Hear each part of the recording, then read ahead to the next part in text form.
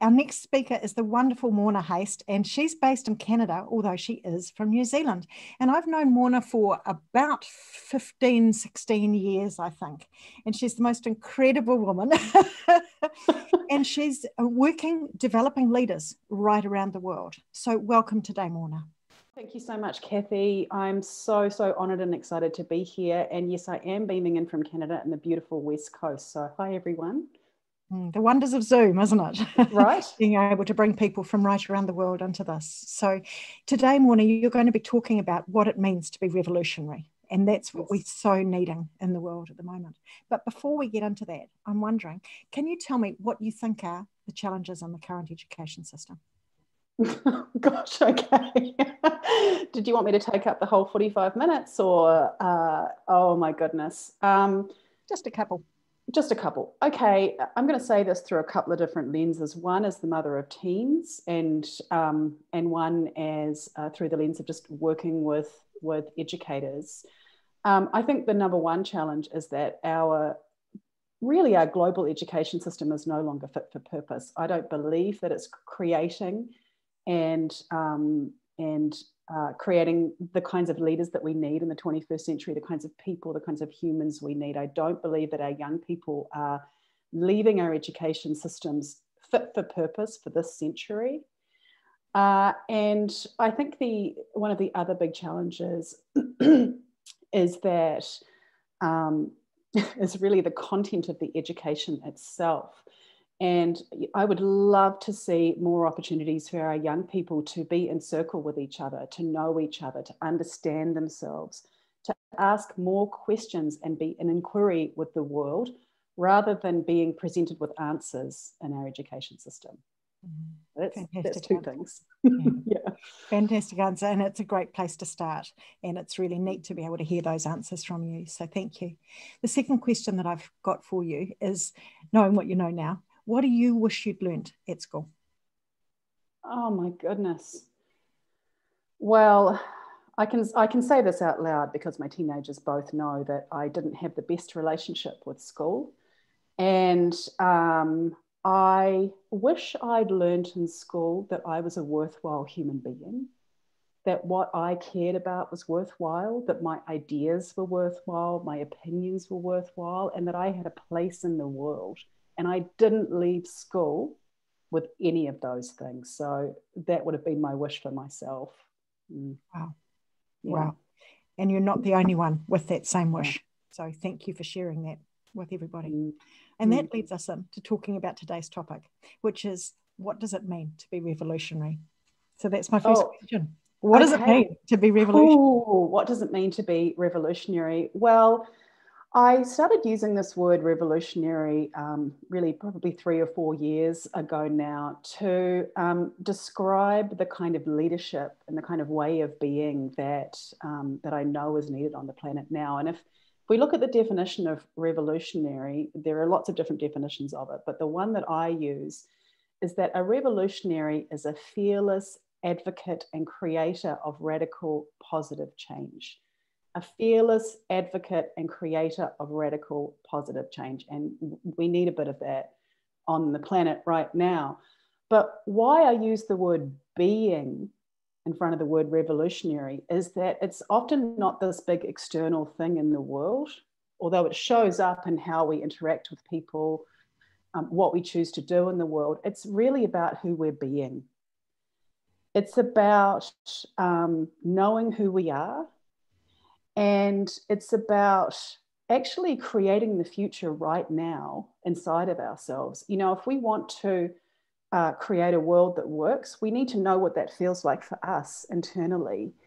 And we need to create a space for this inside of ourselves. So really being revolutionary is about how we show up. And it's about what we care about. It's about knowing what we care about. And if more people on the planet were walking into situations with that intimate relationship with themselves, what they care about, what's important to them, rather than walking into life with so much noise, and I've got a little diagram to maybe explain that as we go into this, the world would be a different place. And for me, the revolution is what's happening in little moments. Yes, it can be this big thing, like I said at the beginning, but actually being revolutionary happens, when you get up and begin talking to your family in the morning. When you walk into the classroom each day and greet your students, if you're a young person, and the way you talk to other people in your life, and what you think about and how you act. And I could actually spend the next 45 minutes just going on and on about this, Cathy. So I'm curious as to what that's bringing up for you, and what else would be useful in terms of explaining this idea of being revolutionary. It's a really good question. So much of what you're saying is resonating with other people and what other people have been talking about, because it's this idea of knowing who you are.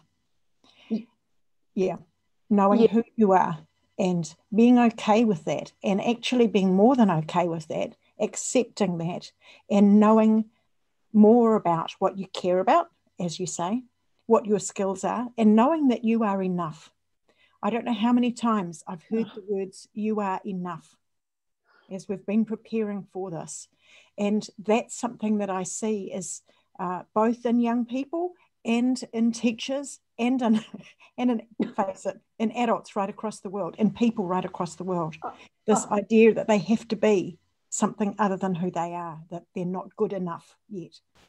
Oh, Cathy, you're nailing it with that. And I would take it just a little bit further and say we're more than good enough. And if we're going to be effective in leading the kind of change that we need to lead on the planet at this time, whether that's in our families or our communities and our school systems and whatever we're working on, then we need to understand that every single one of us is needed right now. We're in an all hands on deck moment for the human race, right? And we're being shown over and over again that many of our leaders are just simply not up to the challenges that we're facing. And if I was to impart just one, I guess, revolutionary idea with everyone that's watching today, it's that you are vital. You're absolutely needed. No single person on the planet right now has the answers, not one of us, but collectively, together, we can find those answers. And we find them when we come from what's most important. I've got this little visual that I think I'll bring in now that kind of illustrates a little bit of this right now. I think that our world is so noisy, and last year, 2020, one of the noisiest to date. And when we don't know who we are, or don't have that connection to who we are, and what I'll also say about that is that's not a one-time deal. Who we are is constantly being shaped and reshaped, right? We have big purpose, but every day it's being shaped and reshaped. So we need that relationship to ourselves so that we can honor that growth over time. But what happens in our world is so noisy, and often it can feel like this. Here's what we care about, and it's kind of bouncing around in the noise. We might not even be able to see it ourselves, because it can get so easily drowned out. And we can also get fixated and distracted by the messages we're receiving from the media, from all over the place, right? But when we have that connection to who we really are, what we care about and what's important to us, it helps us create what I call a boundary of conscious intention, which is really about our purpose. And that little map starts to look more like this, where what we care about has a significant home. And yes, the noise enters it, because we still need a relationship to the world, but not at the expense of ourselves. And when we're in more of this space, and when we're encountering other people from this space, that's when there's just an amazing potential and possibility to create something different. And that's the stuff that I think, and I'm hearing, is not part of the education system, if you like. I had somebody talking about the first 10 years being almost like babysitting. And then and this was from a 19-year-old, the first 10 years being like babysitting, and the next 3 years being like content. Just, this is what you need to know in order to get your exams, and coming out of school and going, who am I? How do I do anything, right? And Oh, oh, what you're talking about is for every single person here is being able to go, this is what I care about, and it matters. And these are other people that I can do this stuff with. And together we can make it happen. It is important. absolutely, Cathy. And I think what you're saying is so important. I want to underscore it a little bit because I think we need a both and. If I think about content, say, for example, if we thought about our brains as a laptop, and the brain is the hardware maybe, and then the software is the content piece. Often we're just shoving more and more content, but we're not upgrading the operating system that software goes onto. So for me, when I was a young person and looking at my young people here, and also in my role as a teacher, and most of my teaching is with adults outside of the formal education system, I aim to work with people in relationship to this, in relationship to what we care about, and then what we're learning has meaning to it. It's real. And I totally agree with that comment about babysitting. And so that's certainly the perspective that I've had as a parent on many of the experiences that my children have had, and disappointment that they're not learning more about themselves, and also learning about each other, learning how to be in relationship with other human beings and how to co-create with each other rather than dominating each other. Yes, absolutely. So that leads really well into this next question, which is, why do we need this kind of leadership that you're talking about, where you've got people being able to focus in on what they're focusing on, what they're wanting to focus on, and then the learning is about what they're needing in order to make that grow, isn't it? Mm-hmm. So why do we need this kind of leadership where we're showing up each day in our passions, in our purpose, in the things that we're interested about alongside others? Why do we need it? Well, it's vital now. In fact, it's critical. And the reason we need this kind of leadership now is, firstly, and I think it was Einstein who famously said this, or maybe everyone's just kind of borrowed and rearranged these quotes over time, who knows, but that we actually can't create change from the same ways of being and doing that created the systems that we're dealing with. And unfortunately, I think our dominant education systems are geared towards there being an answer to questions, right? Geared towards solving more simple problems. And there's a piece of work, actually, and I brought this over for anyone who's read this book. If you haven't, grab a copy, especially for young folks. It's an amazing book. The kind of command and control leadership that's been dominant across, most of time, really, isn't fit for purpose with the kinds of challenges we're facing. There really are no simple solutions to the scale of problems we're facing. So we have to work together. We have to go on more learning journeys together where we bring in all kinds of different points of views, ideas, and that those people and ideas actually come up with solutions that we can't even imagine right now. And that takes the ability to have critical discussions with each other, to disagree, to bring in points of view that we may not actually be inclined to sit with, to invite way, way more people into the table, and in fact, to actually co-create a new table together. So they're more adaptive challenges that we're facing. They need us to be able to sit with discomfort.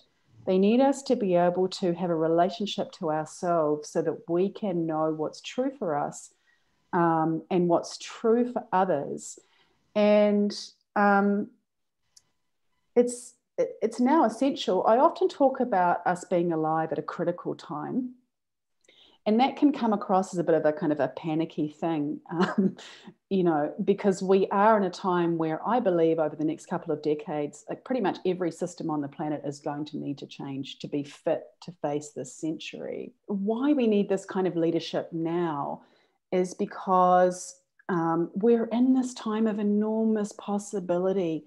I know over the course of 2020, there's been so much talk of returning to normal, of fear, of anxiety around these systems that we've come to somewhat have a love-hate relationship with. Even if they're not working, they're there, right? The idea that things might need to change on a big scale can be really daunting. But what I want people to understand is that this way of being, once we actually tune into what we really care about and act from that place, almost everything and anything becomes possible. And I want people who are watching this to know that, yes, we're alive in a critical time, but you're alive at one of the most incredible times of possibility for us. And if you're able to tune into and act on what's most important to you, you're going to make a massive contribution at this critical time.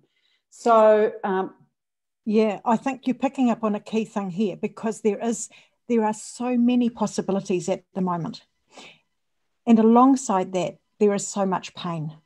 And I'm seeing so many people almost being engulfed in pain. Yes. Right? And so this is why it's so important to awaken that inner revolutionary, if you like, so that we can give power, if you like, to that pain, to show them that there is a way out, that they don't have to be defined by their pain, that they can move through that and actually find the things that they care about, that give them meaning, that are outside what they're being taught within the current education system. And that's why it's important to be able to have these conversations, isn't it? Because we are co-creating what is actually needed. I've seen so many people tweaking, and with the best possible intent, tweaking and trying to change things, but it's not changing the whole system. So you see people changing the content of exams or that. But this is a totally different way. This is looking at the content of what we're actually wanting to teach and wanting our students to know, isn't it? This is no longer stuff. This is about who they are and how they can bring their best selves into the world. Yes. Yeah. Yes, absolutely. And, I just want to speak to pain for a moment, because, we all have some level of a relationship to pain. We're human beings, having a human experience, and that's not always rosy. And in fact, there can be incredibly challenging times like the ones that we've been collectively going through in 2020. And I don't want to say this in a negative way, but that's only going to continue. We've got other major things coming for us as a human species. And I want to say to those of you who are in pain right now and experiencing pain, it's okay. In fact, it can be an amazing, transformative experience. We actually need to learn how to sit with our pain as human beings, explore it, sit with our discomfort, learn from it. Instead of what we're kind of almost trained to do as a species, which is numb it, distract ourselves, get engulfed in the noise of the world, look for answers elsewhere, or feel that somehow we don't have the ability to live with that pain or to transform it. And we do. Pain and difficult experiences can be one of the most transformative times for the human species. So it can also, though, be a pit that we get lost in. And, for anyone who's watching this that has kind of given up hope or doesn't have that hope, I want you to know that it's just around the corner. It's just waiting for you. It might be when you wake up tomorrow. It might be in the next second. And when you kind of get quiet and tune in, you will even if you get a tiny glimpse of what you care about, that can be enough to start reigniting. And it doesn't have to be this huge thing. So again, just coming back to what you were saying, the idea of being revolutionary, if we were treating each other as whole human beings in our classrooms, in our work environment, in our staff rooms, in our, wherever we're going about our work of receiving education or educating, rather than the transactional nature of these environments that we've created, even just thinking about the educator at the front, the students sitting in a row, that's old school to me. Like, co-creations happens when we get into circles and when we discover who we are. And And I'm super excited to see what an education system that's actually based on a whole human experience could look like. It would be amazing. Because there's not only that understanding about yourself, is there, but there's also that understanding of who are these other people around and their different ways of being, doing, and knowing. You know, because and when we start to appreciate those differences and accept those differences, because that's one of the things that I'm seeing in so many people is the fear of judgment, you know, the fear of being judged themselves, right? And yet it's so easy to judge the other people that we have around us. And so this is what it's meaning to be human and to be able to solve these problems in the future. The more that we learn about ourselves as people and other people as people and what they care about, then we can focus more and more on that picture that you had of the circle in the middle with the noise around, and that circle in the middle getting bigger and bigger as more and more people are making that. Absolutely, Cathy. And I think I didn't draw this picture, but I could also draw a circle with lots of other circles engaging with that circle and that overlap between us. And, you know, imagine if we were able to be in a world where each person can remain intact and invite in the person next to them and the person next to them. And there's always a place where we overlap. And if we had education systems that actually helped us get above or meta to some of these things so that we can actually have experiences of having reflected back to us, just even noticing that people think differently in the room and that that's okay, people feel differently, you know, pointing out to others. And I think it's always been one of the big revelations for me on my kind of personal development journey, which I got 0 of in school, but actually none. Maybe health class was the closest, but it really wasn't at all. You know, when we're able to even have guidance around learning how to talk to each other, learning how to disagree, learning how to harness those disagreements, learning how to truly co-create. You know, if we were able to create systems that actually truly valued difference, so much of our problems would actually instantly be solved. Because when I really talk about the idea of being revolutionary, it's an inner job. It's an inside job. So that brings us really nicely into the third question that you've got for me, which is, what's one simple action that we can take to connect to? Because, you know, we're talking about all of this stuff and we need to be able to bring it down to the ground, if you like, down to earth, down to who we are. What's one simple action that we can take to connect to that inner revolutionary and then to be fueled by that? Mm-hmm.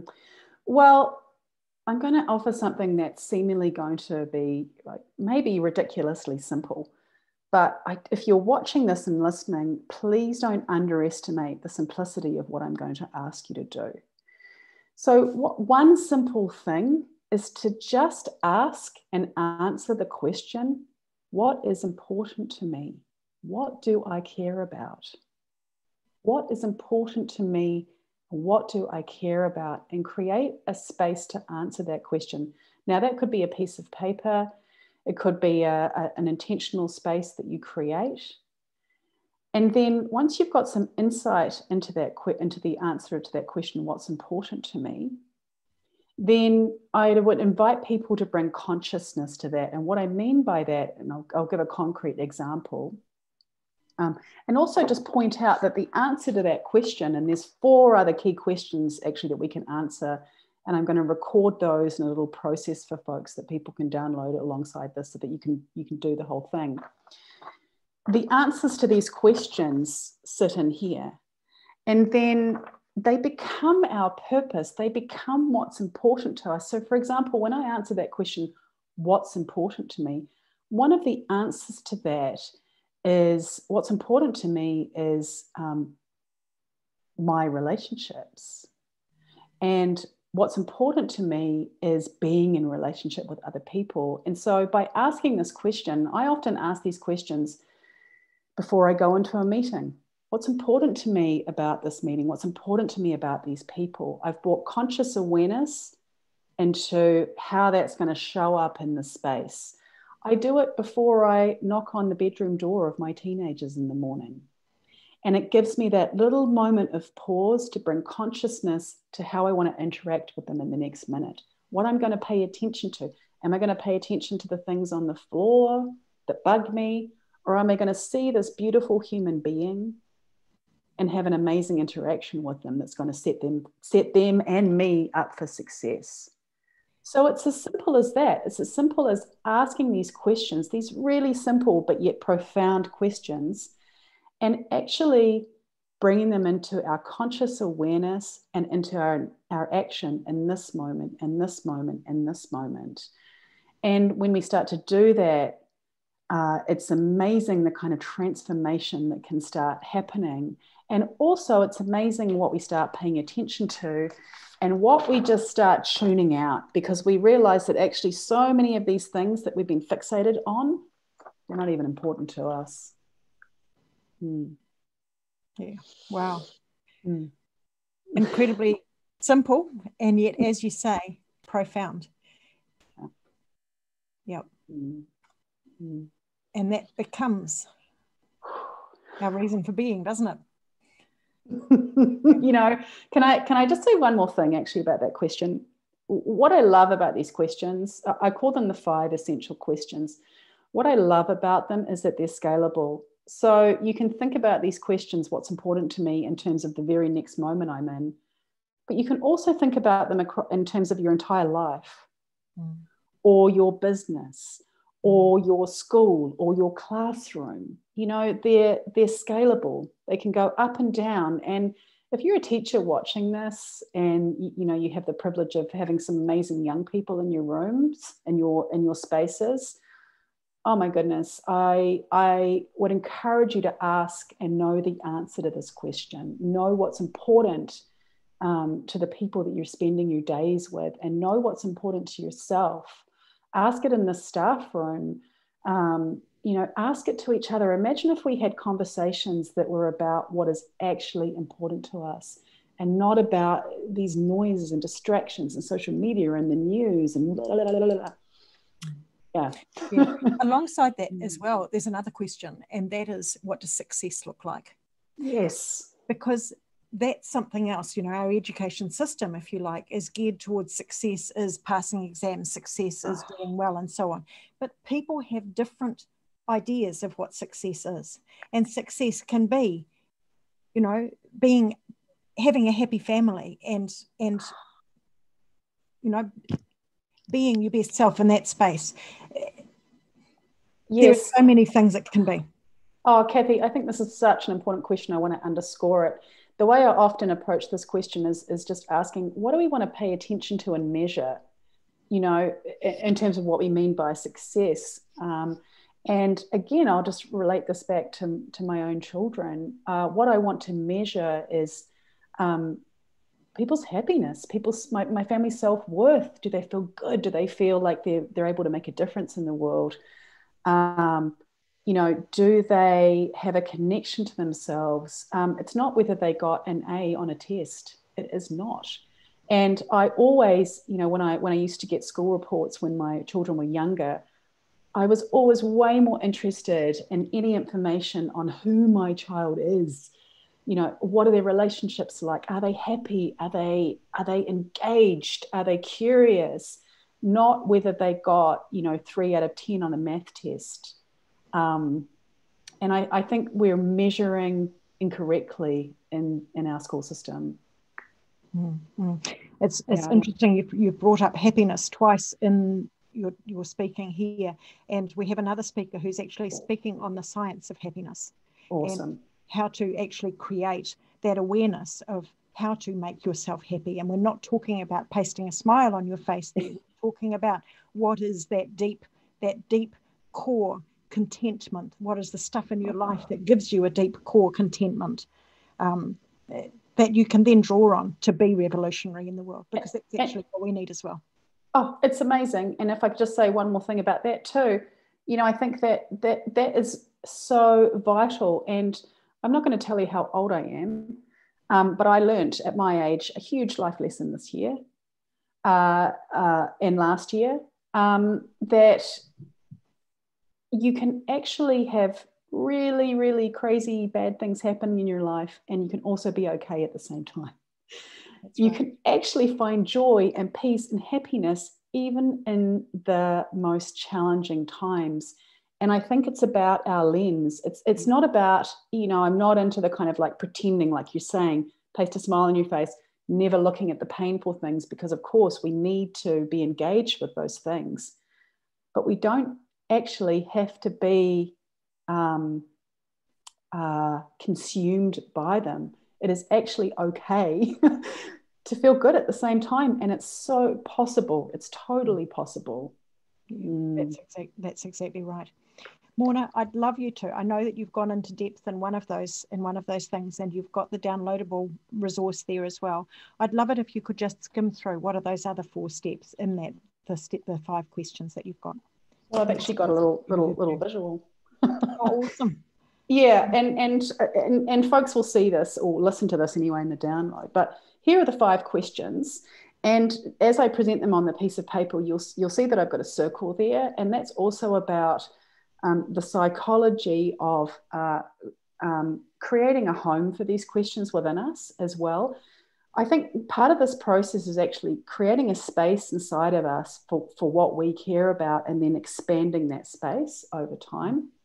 So the first question we've already asked, which is what's important to you now and why. I hope these aren't reversed out on the screen. I have no idea. Okay, they're good.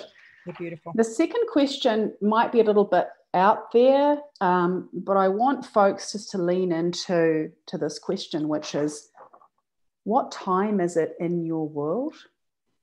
It's a big one. What time is it in your world? Because there's a season for everything, and we need to be in tune with the time that we're in. The next question is, how do you want to show up? How do you want to show up?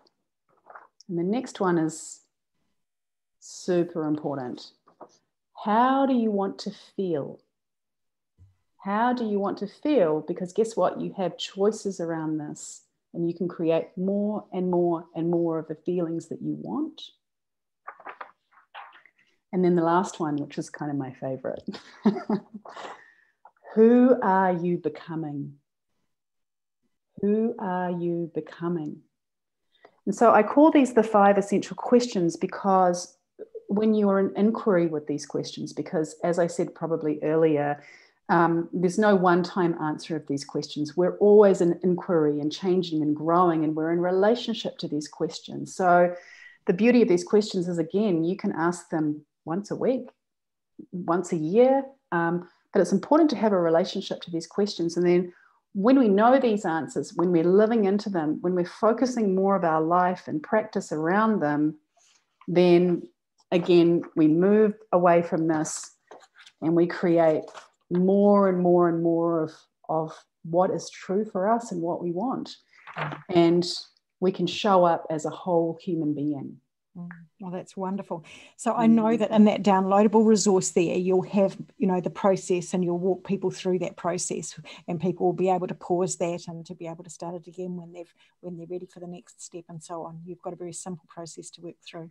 So thank you so much for that, Morna, and thank you for your talk today, and looking forward to seeing the results of the talk that you've given. And as more and more people find themselves and learn that they are enough, and that by tapping into who they are and the wonderful strengths that they have, whether they are young people, whether they are teachers, people in the world, we will be able to make a difference together. So thank you so much. Thank you so much, Cathy, and thank you for the work that you're doing, for pulling together this incredible global community. I'm so inspired. I'm so excited, and I can't wait to connect with those of you who have watched this, and so curious about everyone's journeys and where this incredible movement that you're starting goes, Cathy. So thank you so much. Thank you. Thank you, Morna.